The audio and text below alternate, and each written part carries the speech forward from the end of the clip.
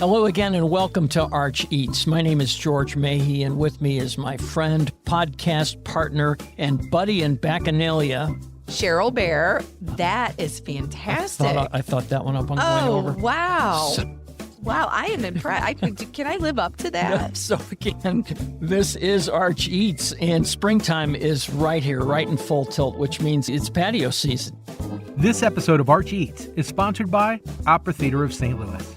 So today on Arch Eats, we're going to be talking about patios. We're going to tackle two of the biggest categories, what we're calling the gold standards / our favorite OG patios and rooftop patios. Then in the next episode, we'll get into a whole lot more. And then we'll end up with a micro rant about patio tables, specifically the wobbly ones, the ones we've all had to wrestle with from time to time. But first, as we always do, we'll talk about what we can't stop thinking about this week. These are easy to come up with. They are. And I've got to tell you, sometimes it's something so obvious like a great burger. And that's what I can't stop thinking about this week. I've been holding on to this one for a little while, and I just had it again I love a great recently. burger. It's so good. Do tell. Yes. So JP's Hideout. I think we've talked about this on here in the past. Maybe not. It is a little bar and grill in St. Peter's, I think it is technically. It's on Mid Rivers Mall Drive. It's a little bar and grill. They do, they don't have the hugest menu in the world, but what they do well. And case in point is they have this smash burger. Now they do a couple different kinds, but their namesake one is a double smash burger. It has 2 slices of cheese, Vermont cheddar cheese. It has 4 pieces of bacon, caramelized onion. So you're thinking, okay, it's a bacon cheeseburger. Yeah, I've heard of those before. Whoop-de-doo. I have a little bit of smash burger fatigue. I'm not going to lie. I feel like they're everywhere. Everyone's doing them. It was the big thing. This blew me out of the water because it's a little heftier than the smash burger. So you get the satisfaction of like having something to bite into. Yeah, it's not like a see-through burger. Nope, not at all. But then you have like the crispy little edges there. And the thing about it is this cheese. Sometimes cheddar cheese isn't a great melter. For some reason, this one, it just soaks into every little nook and cranny of that patty there. And it's just this gooey thing. And the key to this, which I will say this is the trinity of burger blends, they use brisket, short rib, and chuck. So it's fantastic. I can't get over it. You've got to get this burger. Yeah, that's a good burger blend. A Yes. lot of guys use that same blend in different percentages, but Yeah. it seems to have the right percentage of fat and flavor and It texture does. and all the things It that you ticks need. every box that you want for a great burger. I'm putting that on my list. Yeah. Haven't been out there I yet think it's my favorite. I'm going to go ahead and call it. I think this is my favorite smash burger in town this week. this week. Ask me again next week because I do eat a lot of burgers. Well, the thing I can't stop thinking about, this was an appetizer at Katie's. They just put it on the menu a week ago. It's whipped ricotta and figs, and that's all that it says. But what is interesting about it, it's an appetizer, but it's so good you can eat it for dessert as well. And it's the ricotta that's the secret. The ricotta is a ricotta di bufalo. It's really fancy ricotta that they import every week from Italy. Comes straight to Katie's. It's a big deal. That's the secret, according to the chef. The figs that they put on there are very carefully sourced. These were dried figs because it's not fresh fig season, but that's okay because the concentration of flavor in a dried fig is really intense. They had 2 kinds of figs, so that added some interest. And they said that this dish will be around until November. It'll start into fresh figs later, so you'll see this no matter when you visit Katie's. You know, there's pistachios on it. They're roasted in some olive oil and thrown on top, but then they go into this honey. There's a wildflower honey that the chef says is the best honey that he could find in town, wildflower honey. And is it local? Do you know? Yeah, Local honey? It's okay. a local beekeeper that he says is the man.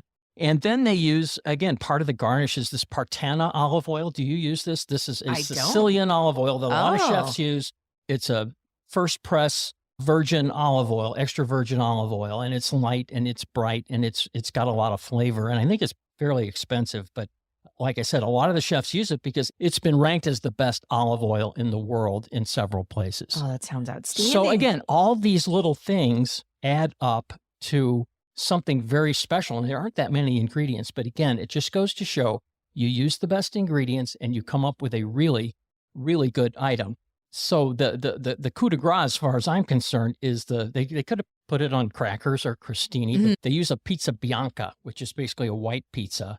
It's just pizza dough and olive oil and salt. And sometimes they'll put cheese on it, but not here. Anyway, that's it. That's your cracker. That's your carrier. And I'm telling you, a little schmear of that ricotta on that pizza bread, and you'll think you've died and gone to heaven. Oh, It's that's just good. outstanding. And this was, again, an appetizer for 4 of us the other night on a spring evening on Katie's patio in Rock Hill. It was so good. Speaking of patios, that's what we're talking Yeah, about right? today. That's a good segue there. I love it. So before we get into our favorites, and we're going to go through all those, I wanted to talk a little bit about restaurant patios in general, kind of a what to know before you go. Just a few tips from George, basically. So I think that people need to keep in mind that most of these patios are first come, first serve, right? And if you're a walk-in, it doesn't hurt to place a little status call ahead of time and say, what's going on? How are you doing? Can we be put on the waiting list? There's all kinds of things that you can ask, find out if there's fans or umbrellas or heaters or things that you might need. Is it dog friendly? Some people think that's a great thing. And some people said that is a deal killer. I can't deal with that. So you have to know about things like that. Is there an outside bar? Because sometimes when the patio's full, you can dine at the bar. Here's one. Here's how geeky I am, okay? Determine which direction the patio faces. An east-facing patio tends to be cooler, better or for worse. Wow, this is really getting in the weeds Sometimes here. that's to your favor, and sometimes you want a cooler, sometimes you don't. And again, a west-facing patio faces the sun, which is great when you want to check out a sunset, or if you want to just have to get out somewhere when the temperature just hit 60 and you've got to eat outside. That's one of my tips. Basically, you can learn a lot by placing a simple, should we risk it call. Sure, absolutely. Can I add a tip to that as a former server? My tip is don't ever order hot tea on a patio. Is that bad luck? Oh my gosh, it'll kill your server. Someone I worked with one time called it the 16-piece drink. And I will stand by that. It requires so much effort. It will throw your server into the weeds if you order hot tea. So just if you're going to really want it, don't do it as an afterthought. You've got to really want that hot tea if you're going to do that to your server. Good to know. Yeah. I've got one more trick. I use this when I can. I wonder if you've done the same thing. But if the place takes reservations and is sold out, but it's early, say like it's 6 o'clock, I say, plead your case and say, hey, what if we're out of here in an hour? Do you have a 7 o'clock reservation? We will be out of here by that time. And I can't tell you how many times that trick has worked. If the host or the manager or the owner is there, it's like, hey, this is found money. And if this guy's willing to play the game, we should be too. So I think that's just a really good thing. It's really to play if you're a consumer, if you're a diner. Have you ever tried that trick? Because it works. I have. It really does. And especially on the patio, I think they build in probably a little bit even extra time because they expect people to linger out there. So if you tell them this is my out time, then I think they're more inclined to accommodate you. Patios are a restaurant owner's best friend, right? It's rent-free space. And let's face it, the window's fairly limited in St. Louis. We all love to get out there, but it doesn't last that many months. So I contend that these restaurant owners should want to maximize that time and consider please, like I just indicated. Absolutely. It's fun. That's a good tip for sure. So those are our pre-dining patio recommendations. We'll be right back. Opera season is back. Sample the flavors of Seville, the unforgettable taste of Paris at Christmas, and the grandeur of the Roman Renaissance, all brought to life on stage at Opera Theater of St. Louis. From haute couture to historic costume design, and from intricately detailed props to grand sets, a night at the opera is a feast for all of your senses. Learn more about Opera Theater's 2024 festival season by visiting experienceopera.org. And now let's get into some specifics. I should first mention that we have compiled, Cheryl has compiled most of these, a master list of over 175 patios in St. Louis that we would recommend. And you can now find it under the dining tab at stlmag.com. And these patios are listed they're done by region, correct? They are. They're done by different parts of town. So Neighborhoods. yeah, exactly. So think, everything from South City, Far West County, North County, Kirkwood Webster, those areas, Maplewood. We figured it would be a really easy way to divide it up for people. And, I was surprised myself by how many there were. I mean, we got to 175, and I probably could have still kept going, to be honest with you. But we should tell people, just because you've got, 2 tables on the sidewalk and a dog bowl doesn't mean you've got a patio. Exactly. We try to have these be curated a bit Sure. and places that we would want to dine. Yeah, we had to draw the line somewhere. And I think that's a good way to kind of introduce what we're talking about today, is that we could not sit here and talk about 175 patios. We had to really be thoughtful about maybe what people want to know when, they're looking for a place, different styles of dining. So we were Right. really trying to curate this. Yeah, and for this exercise, instead of going geographically, we picked 5 categories, like I said, for better or for worse, and we'll just see how it goes. The first one, we started at the top with the gold standards, Yeah. the OGs. Each one of us picked a couple. I think, again, that could be so many, but I thought for me, the OG patio is probably McGurk's Absolutely. in Soulard. You walk into that place. I like to walk in through that side street where you walk in through that wrought iron gate and you go up those stairs, and it's just your head's on a swivel. Ahead of you is that sunken dining area. Yes. There's a bar to the right. There's a bar to the left. There's a fountain. There's a little pond with koi in it. There's a big bar further on is completely covered. And the whole place is a giant party. I mean, it's always feels good in there, and you just can't wait to sit down and have a good time. It's the quintessential fun patio in St. Louis. You see people of all ages there. I used to go to Molly's when I was younger. Well, you kind of outgrow Molly's, Yeah, because it's a little bit, it drifts a little bit younger, but Sure. McGurk's is people of all ages. Have a Reuben and a beer and just have a good time. Gosh, it's so wonderful. I think the mark of a great patio is a water feature.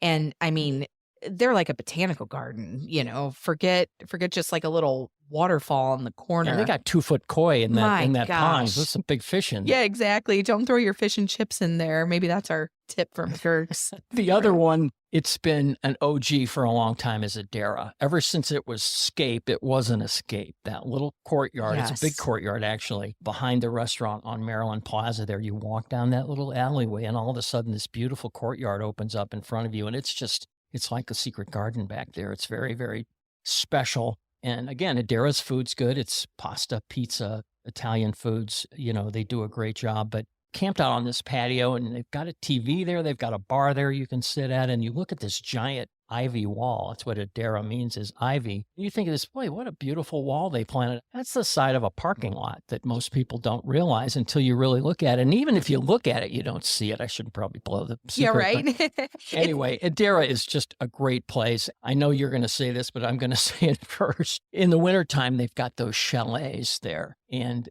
people call them huts or igloos. No, Adara calls them chalets, and it's not an overstatement. They're No. really, really nice. It's a structure, I think, from 4 to 8 people. And these things, as soon as they put them up, they book them up. So as soon as you see this happen in the wintertime, that's how they keep that patio open. And it's a fun experience hanging out in those chalets. They're heated. They've got little blankies in there if Little you want. twinkle lights. Little twinkle. Oh, It's so it's charming. magical. It is. It's really fun. So that's Adara. And my hot tip about Adara, they have my favorite dessert in town. Well, top two, because the wedding cake at Twisted Tree is also up there on that list. But have you had their amaretto cream pie? No. Oh my goodness gracious.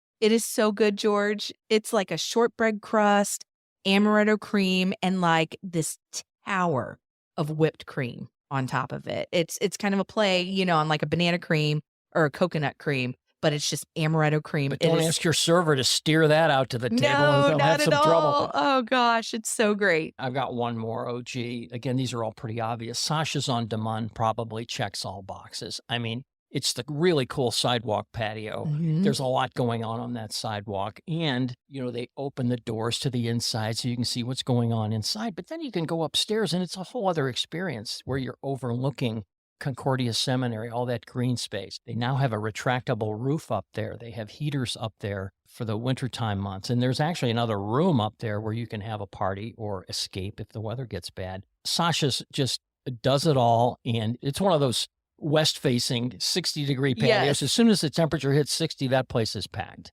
Absolutely. And they did such a great job maximizing that space because they were open for years before they had that space up there. So the fact that they were able to just really turn that into something special. It's a big, expensive undertaking. Oh, there. it's special. Well, I have a couple as well. And these, again, they're the obvious ones, but they're obvious for a reason. They are that special. Not a restaurant, but a bar. Venice Cafe. You cannot talk about patios in St. Louis without Venice Cafe.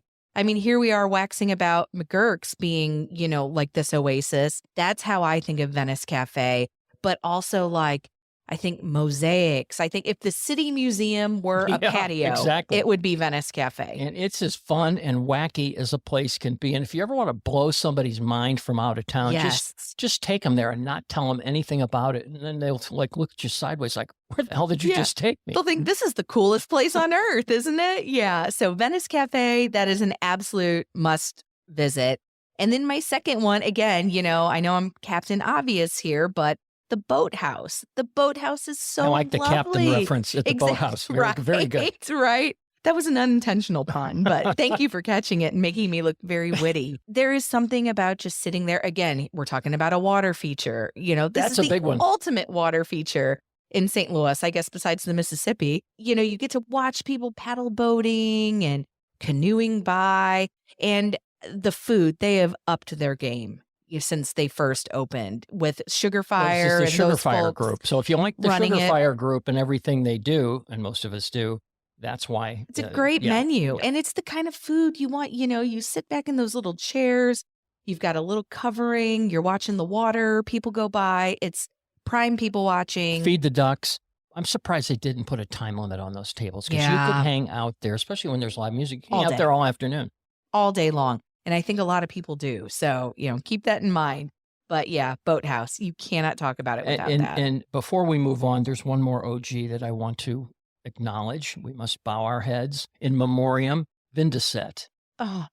The erstwhile Vindicet. I have not heard if that building has been resold yet or not. Gone, but not forgotten. That was when you talk about restaurant patios in St. Louis in the last 2 decades. That was it. That was the first word out of everybody's mouth. So I hope that somebody comes around and revives that because that'll be an instant hit just from nostalgia's sake. Yes. Well, and I think that's a pretty good segue into our next category that we're talking about. And especially, I know there's one, kind of the first one, I think, on your list that to me, if there's an heir to Vindicet, it's this place you're going to mention, but we're going into rooftops next. Yes. Rooftops. Can there be a better way to spend time on a patio than on a rooftop? It's soaring. It's beautiful. It's breezy. Yeah, the breezy's a big deal in the summertime in St. Louis. It's nice to have that breeze.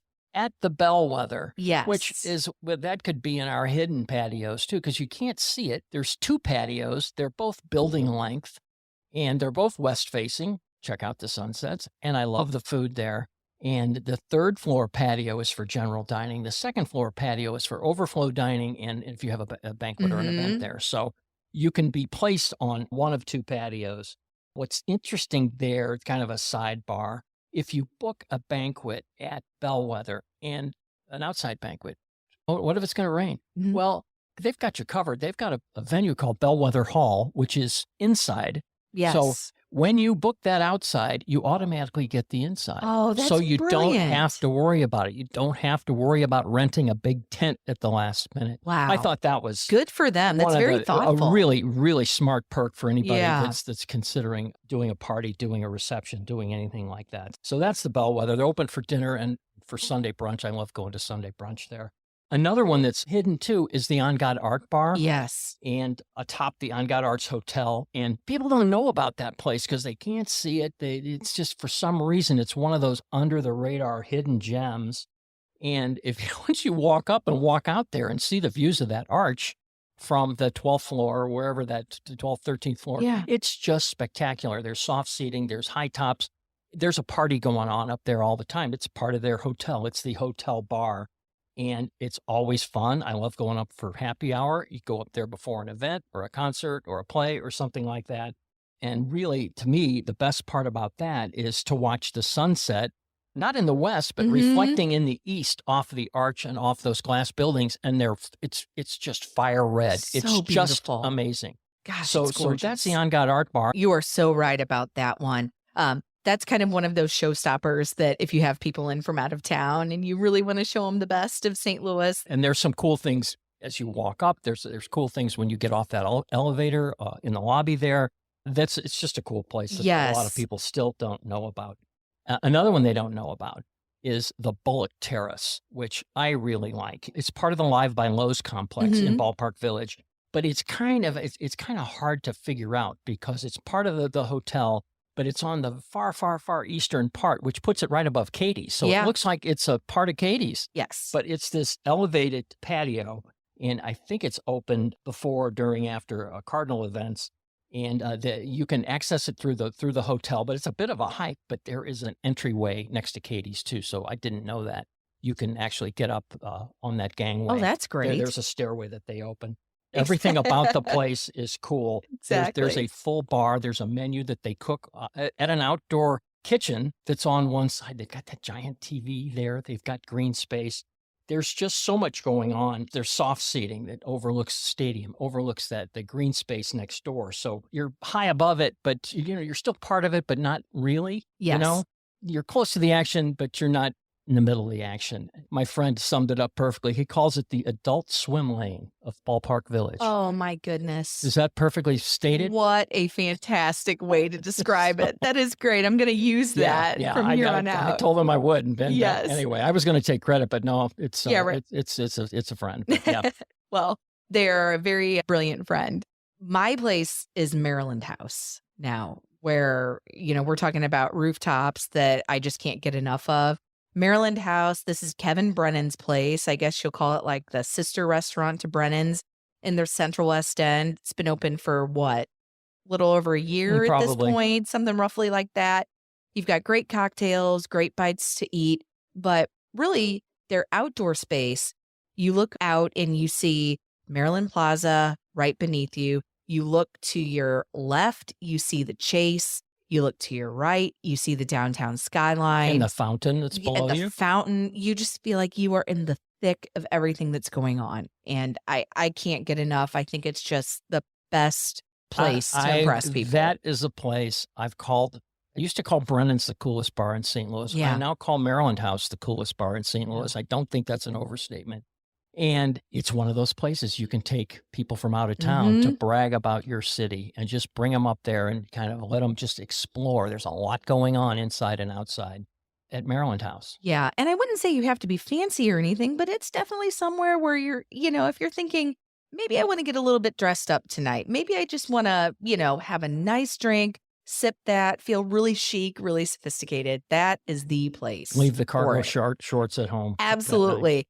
Now, I'm going to go Cargo shorts. I almost said cargo shorts. It's very St. Louis of you. I should call you George. George. What Else you got, Cheryl? So the other one, I'm going way out west. This is in my neck of the woods these days. It's Big Chief Roadhouse, this historic restaurant. It's way out in Wildwood, like way, way, way out. Past 109. It's not even called Manchester anymore. It's 100 at that point. They recently added a speakeasy to their, dining concept there. And it's on the second floor of this historic building there. I mean, gosh, how long has that been there? It's been there since the 1800s, I want to say. Yeah. They have an open air terrace. And you're in the middle of Wildwood. So you are surrounded by trees. You hear animals in the background. Really great cocktails, soft seating up there. This, great stargazing because you're far enough away from the city that there is not light pollution out there. So you're looking at the stars. You're hearing the coyotes in the background. Great little road trip. Yeah, it really is. And are they open, I guess, at night only? Night only. I'm not 100% sure if they are weekends only, or if they're one of those like Thursday through Saturday things. Yeah, I think that's what it is. Yeah. I know they were starting. They just opened up a couple weeks ago. It started slowly, I know, but boy, that's a great call. Oh my gosh, it's I knew so about the fun. speakeasy. I didn't know about the terrace. Yeah, the terrace is just fantastic out there. And I'm telling you, it's great star watching. We're gonna go into a few new places. We wanted to try to stay as current as we can, and there are some that I know that people don't know about because I just found out about them, and I try to keep up with this stuff. One of them is Esca, which we've talked about. This Yes. has been Paremba's place over in the Del Mar Makers District, and he just opened his patio up. It's covered. It's extremely cool, and they take reservations there. Yeah. So there's one that does take reservations. They've got some open wall areas that they've just planted with grapevine. So Oh, in a wonderful. couple months, this will all be grapevined in, which will add to the intimacy Gorgeous. and the privacy. And it's just a beautiful space. When I dined there for dinner, I said, man, I want to come back to the patio. So I was talking to Ben about this. He goes, you think that's cool? Wait till you see the one I'm putting in across the street at Florentine, Oh. which will be open by mid-May. Oh, wonderful. I'm told. And apparently there's a big sprawling patio with a big wood burning oven. So that's what we have to look forward to. I said, so mid-May? He goes, I got to be open by mid-May. I've already taken graduation reservations. Oh, goodness. So we Fingers know it's crossed gonna for happen. him. So that's Esca and Florenton. Those two great places. Ben's places are all great. This one I've been watching happen, and it's right up the street from us here on Sutton Avenue in Maplewood. This is the Blue Duck, which when they said they were going to put a third floor patio or a third floor deck up there, I just didn't see how they were going to do it. Yeah. But sure enough, it's up there. It seats 20 to 25 people. It's beautiful. It looks north and literally above the restaurant. Sure. And on the second floor is an inside room that seats 25 also. So you can do a party there. And I saw they had a wedding reception up there. They were having their cocktails on the top deck, and they moved to the second deck inside to have dinner. That sounds But lovely. it's just it's really cool. They call the inside space the duck blind, and it's open for private events, but also overflow dining.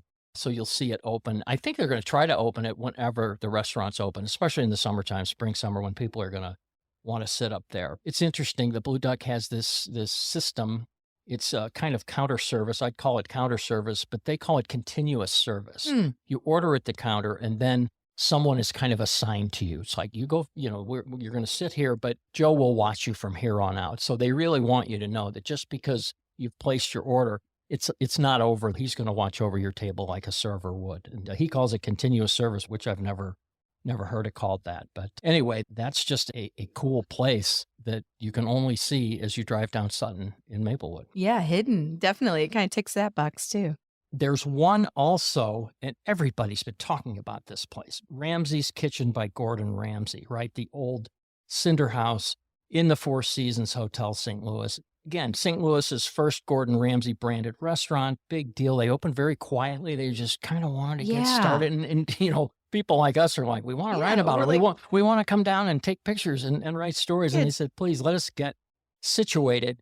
And they're finally getting situated. I just talked to them, and they said the dining terrace out there, which is just spectacular. Yes. And they've got that outdoor bar that's kind of covered on the far side. And you can hang out, you can dine on that terrace at breakfast, lunch, and dinner. And you can hang out at the bar and lounge area for cocktails and I think a bar menu whenever that's open. And if you remember that bar, I mean, that's maybe the prettiest view of the arch that you've ever, because it's kind of cocked at that angle. It's just a different view than you're used to seeing. You see it dead on all the time. Yes. Okay, fine. But boy, it's really pretty from an angle, especially at sunset or when the sun's shining on it.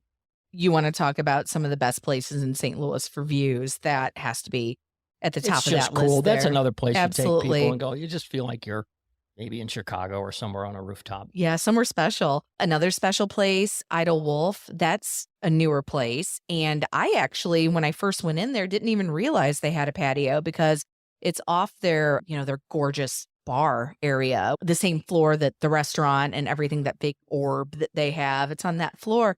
But you have a lot of information about this patio. I have a little bit. I understand. know that it's open, and I wondered if it was, can you get food out there? Yes, you can have a full menu out there. Menu. There's 4 tops, so that's it. So it's first come, first serve, so get there early was the advice that I was given. But it's right through the bar, right through that giant 2-story window. So you're kind of on the other side looking back into that bar Yes. again. So you're kind of part of the action, but you're completely away from Yeah. it. It's a really cool place all around. And that patio, if you can snag a table, that's a good place to do it. Yes. Yes.